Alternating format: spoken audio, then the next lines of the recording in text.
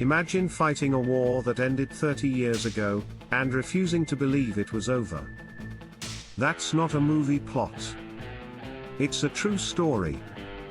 His name was Hiroo Onoda, a Japanese soldier who kept fighting World War II until 1974. Let's go back to December 1944.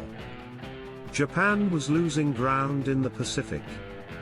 The Allies were closing in. But the Japanese command had a new strategy: guerrilla warfare. That's when Lieutenant Hiroo Onoda, just 22 years old, was sent to Lubang Island in the Philippines. His mission: do not surrender. Do not die. Continue fighting until ordered otherwise. And Onoda took those words literally.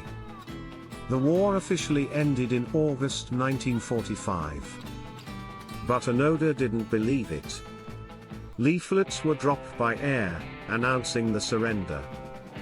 He thought they were enemy propaganda.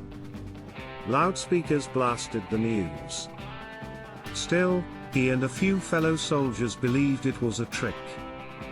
They hid in the jungle, scavenging food, sabotaging local farms, and attacking villages, convinced they were still behind enemy lines. One by one, his companions died or surrendered. By the early 1970s, Onoda was alone. The war had been over for decades. Japan had rebuilt. Man had landed on the moon. But Onoda kept fighting, for a country that no longer needed him. In 1974, a Japanese college dropout named Norio Suzuki set out to find a panda, a wild man, and Lieutenant Onoda. He found him?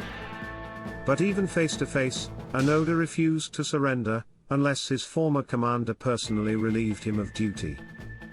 Japan tracked down Onoda's retired superior, now working in a bookstore, and flew him to the Philippines.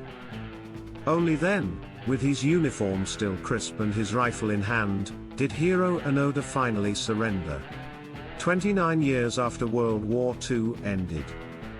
He handed over his sword, his rifle, and 500 rounds of ammunition. He was welcomed home as a hero, but also a symbol of misplaced loyalty and the tragedy of war. Onoda's story is a haunting reminder: sometimes, wars don't end with treaties, they end when the soldier believes they're over. If you're moved by stories like this, hit subscribe. Real Quick History brings you the wild, true stories the world nearly forgot. Film camera emoji, new episodes every week.